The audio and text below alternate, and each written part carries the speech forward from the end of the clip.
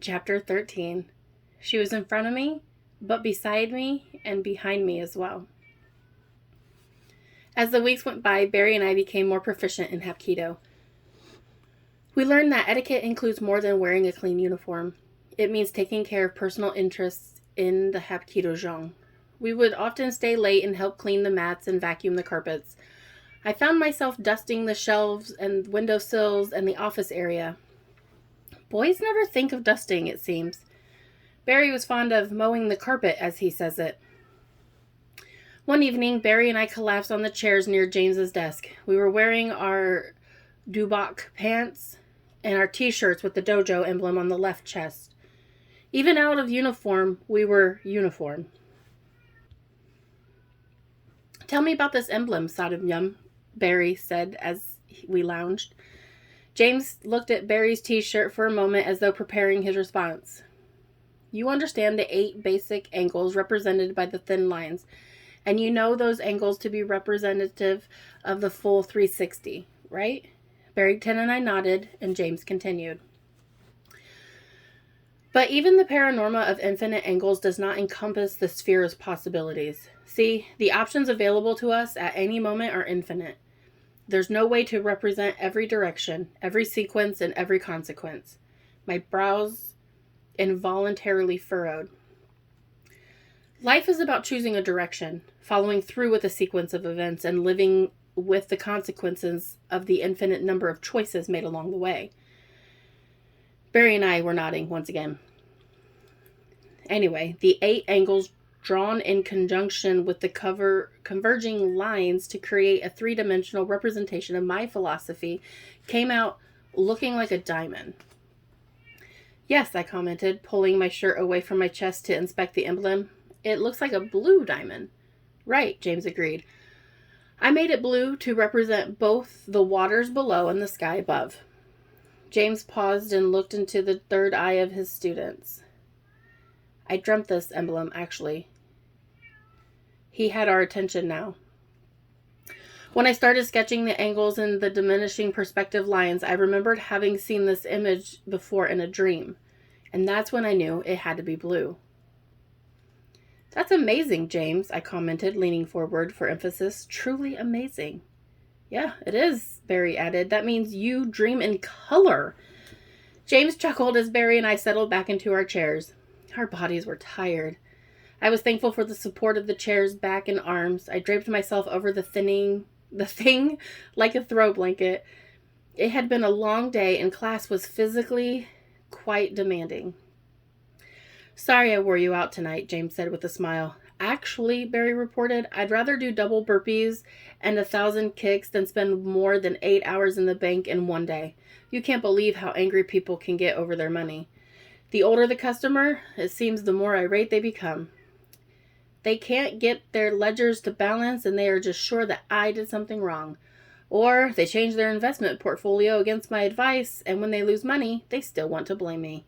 He paused and looked at James' patient smile. No, I would do Undo for the rest of my life.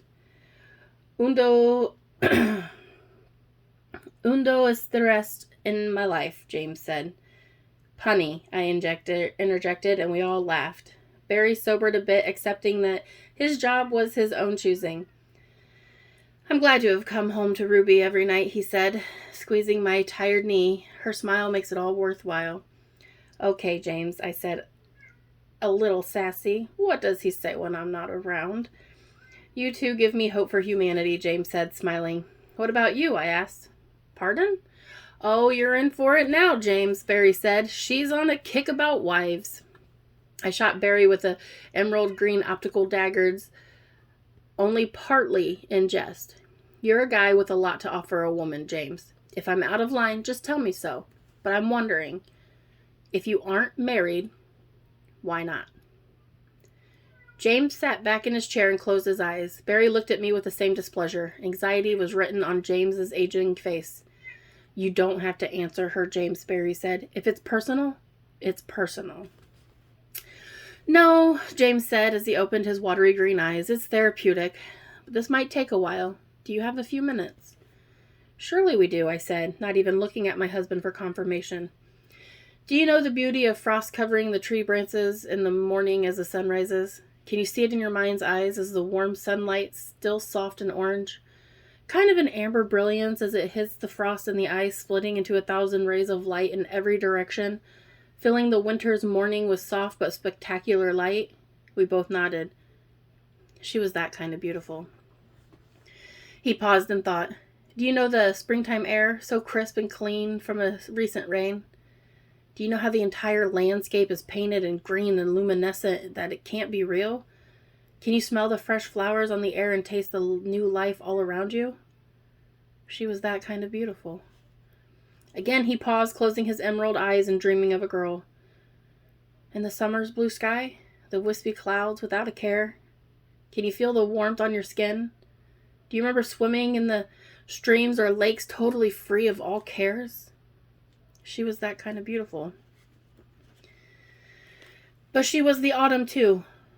She was the sweaters and the hot chocolate and the kicking through crispy leaves of every color. She was the blue spruce that stood tall, defying the cold. She was everything right with the world. She was all 4 seasons. My everything. After a tear formed in the corner of James' eyes, he closed his eyes tightly and smiled a painful smile. What happened, James? I pressed. Barry looked at me as though I shouldn't be pushing James. This was more than 10 years ago. I didn't live here back then. I lived on the coast, the Atlantic coast. I owned a boat. We bought it together, Bethany and I. We had been married for over a year by that time, and we decided to buy a boat and dock it at the public docks. I was pretty good on the water. Bethany just adored the sea. We took the boat out and didn't anchor it. As we enjoyed each other, the boat floated along, and I didn't know that we had drifted into a current that took us further from land. God, I didn't know. James put his hands on his face, rubbed his eyes, and he continued. After some time had passed with us holding each other, talking softly, and enjoying the toss of the boat on the waves, we noticed the sea was getting choppy. I looked for the land, but I could no longer see it. I didn't panic. I looked at the compass. Land was to the west, but the menacing clouds that I now noticed were to the south, and they were closing fast. As I fired up the boat and pointed the bow toward home, the wind kicked up something fierce. Our boat was too small for the storm the size of what it looked to be brewing. Still, I didn't panic. But I poured the coals into the little watercraft. I had to outrun the storm. I had looked at Bethany, and she was frightened. I'll never forget her look. She watched the clouds roll over themselves, all black and charcoal in color. She saw the lightning shooting inside the clouds like a body's overcharged nervous system. A lightning bolt struck the distant sea, and Bethany turned her face toward mine, whispering my name.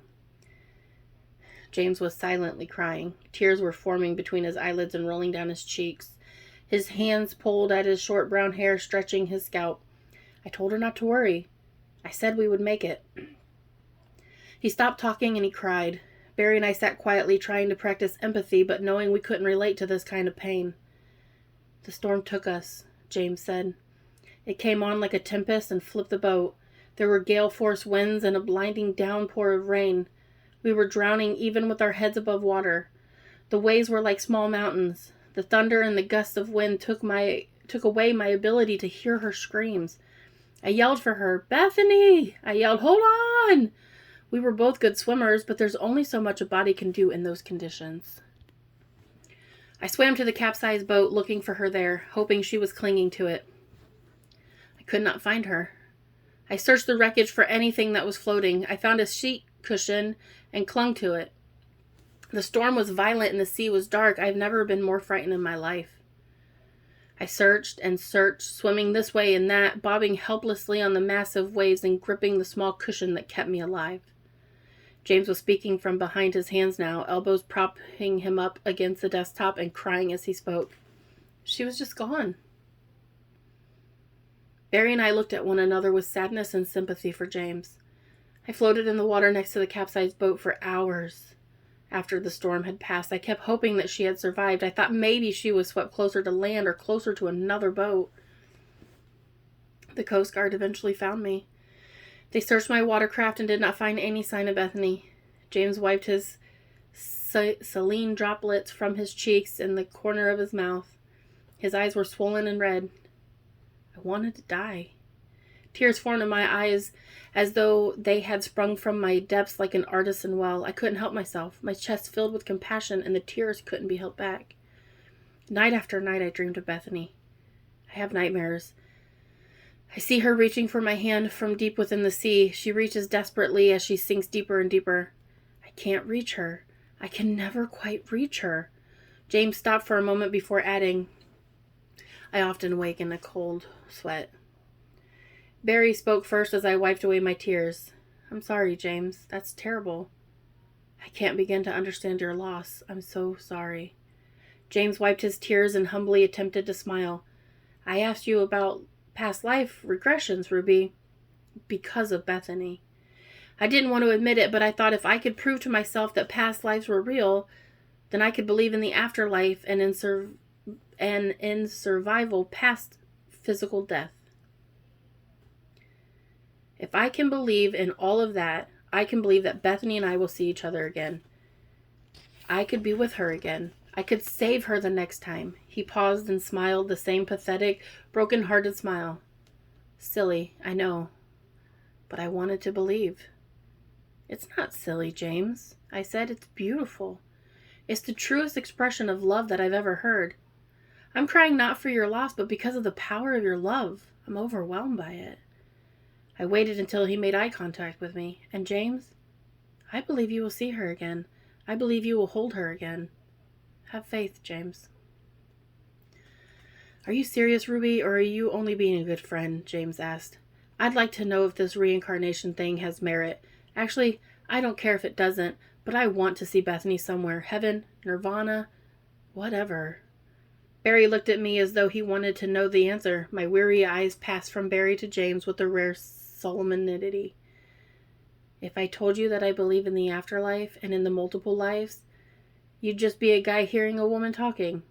I'd be no better than any preacher in any pulpit pretending that God speaks to you through me. I won't do that, James. Instead, I'll hypnotize you. It's what I'm good at. I'll let you answer your own questions, whether it's your innate understanding or your immortal soul, or just your mind sorting through the memories, thoughts, and the attached emotions. You can formulate your own view of life and death. Does that sound good to you? It does sound good, Ruby. Thank you for this. I needed this talk. Thank you both for being good friends. I'm amazed at my age of 44 years how much I need the wisdom of others in my life. Bethany's death was half my life ago, and it still controls me at a subconscious level. I often can't sleep nights without being haunted by that one day in my life.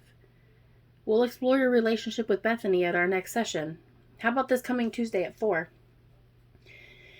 I can do that, James said. But can we work a trade? I've been wanting to offer kitesu to the two of you. As we age, it's nice to have a bit of therapeutic touch from time to time, especially after all these break falls. That's great, Barry interjected. My shoulder has taken a beating since we started hip throws, and I know Ruby has been struggling with lower back pain recently. Right, honey? Is that the kind of thing that kitesu can take care of? I asked James. Yes, of course, James said. The body heals itself, but we can help by creating an environment of health. We can increase blood flow and oxygen to the cells, and we can alleviate the pain that makes us tighten our muscles and contort our frames. We can align our skeletons and allow them to bear our weight properly. In short, yes, kitesu can do that. Barry and I drove home from the Hapkido-jong that night thinking about the conversation with our Sadumyun. Sorry. James was a strong man, the strongest either of us had ever met. He was balanced and settled, and this gave him strength. He was kind and sympathetic, and this gave him strength. He was determined and resolute, and this gave him strength. Tonight we learned that he is vulnerable, and his will to expose himself to that vulnerability demonstrated his strength. I can't believe the kind of trauma that man experienced, Barry said. Can you imagine losing your new bride to the sea? I added. And to endure the storm tossed helplessly about on the waves until it passed?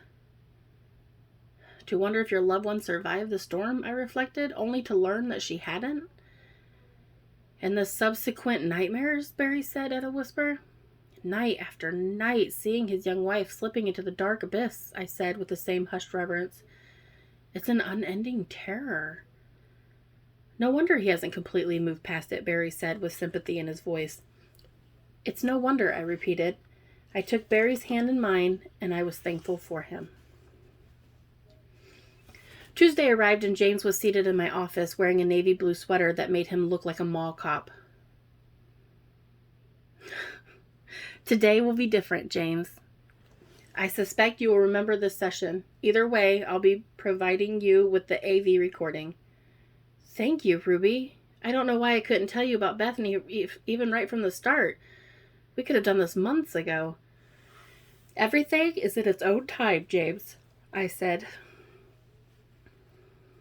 I rose and prepared the room, including the camera. The lights were dim and the music was set to expire in 10 minutes. James, I want you to envision Bethany. See her face and describe it for me. She's radiant. Her green eyes are sparkling. I love the way her dark eyelashes make her eyes pop. She's brilliant. Her nose is petite and her lips are full. She has cute little ears, and I always tell her she's my little elf. She looks like a pixie. She's the image of femininity. Her hair is dark and curly, more like ringlets than curls. Sometimes in a bookstore, we'll see caricatures of beautiful young women, and I tell her that the artist is trying to draw her. But he always fails to capture her perfection. James was smiling in the love seat. She always slapped me. James' smile grew larger. I'd say, not the hips and boobs, darling, the smile. But it never helped. She'd slap me again. James was laughing now. What is she wearing, James? Oh, she's wearing the skids she picked up at Goodwill. You know the pants that look like pajamas? They're black and white with a kind of neo-plaid pattern. They're positively ugly, and she always is threatening to wear them out for dinner. James smiled and chuckled on the sofa. For a shirt, she's wearing a Miami Mice t-shirt that's entirely too faded. Tubbs and Crockett are the cartoon mice with oversized ears. One is black and the other needs a shave. This was a slice of heaven for James. His memories were as clear under hypnosis as though he were reliving them. The thin t-shirt shows her erect nipples clearly, and I tell her she better not wear those bright headlights to the restaurant. James stopped talking for a while, and I let him relive the events. This was a private moment in the attic of James's mind. What's happening now, James? Oh, Bethany tackled me after that last comment, and we're on the couch. She's on top of me, pretending to be mad. She does that all the time. It's the cutest thing. Her hair is falling into my face, and I'm pretending to be upset about it. I love the way she smells. Her body is lean and strong. I feel her hips in my grip as she pretends to choke me. I'm laughing and slapping her rump. Now we're just holding each other, and her head is on my chest. I love you, my little elf. I pause while James' eyes filled with tears and love. James, move to the next moment. The two of you are in separate rooms. Where are you? I'm still in the living room. Bethany's in the bathroom. I want you to walk to the front door of your home. Stand in the front of the door, James. Can you see it? Yes, I'm standing there. When you open the door, you will walk into a past life.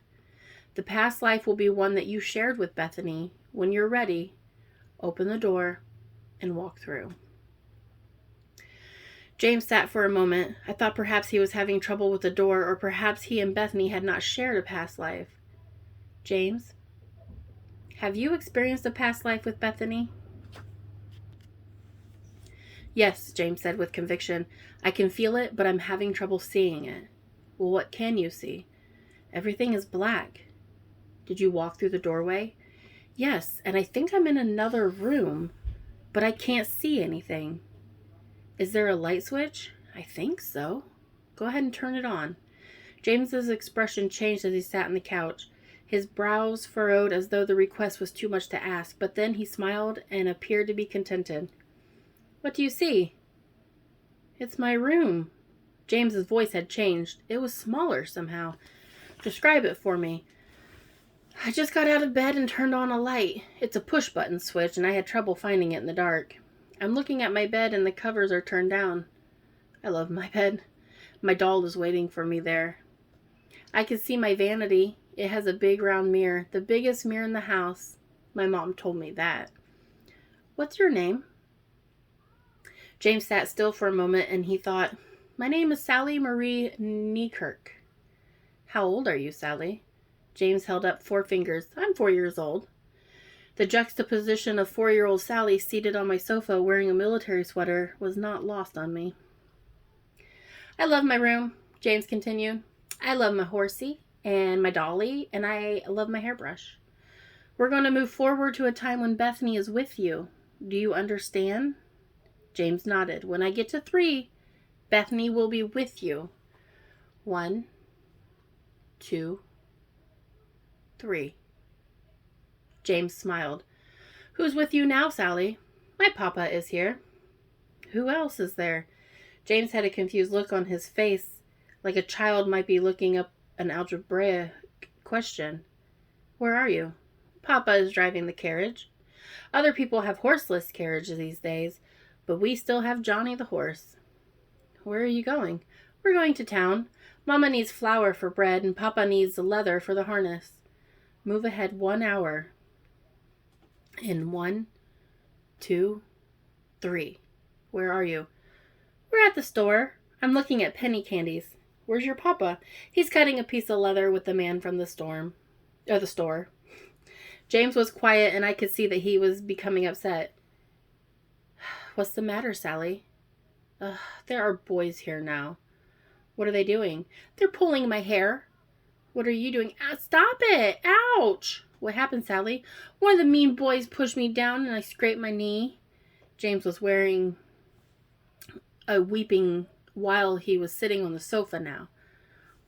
What are you doing now, Sally? I ran to my papa. He's looking at my knee. He said it will be okay. Now he's walking up to the boys and I'm holding his hand. He was telling the boys that they need to learn manners and that they have to apologize. Did they apologize? Oh, yes. They're afraid of my papa.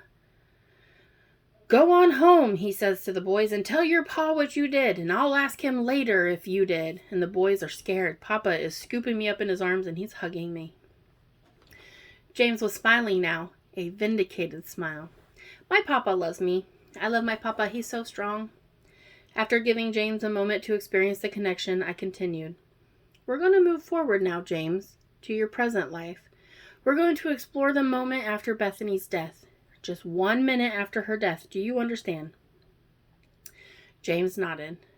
3, 2, 1. Where's Bethany? Can you see her? James's face is contorted and wrenched itself, and then loosened and looked slack.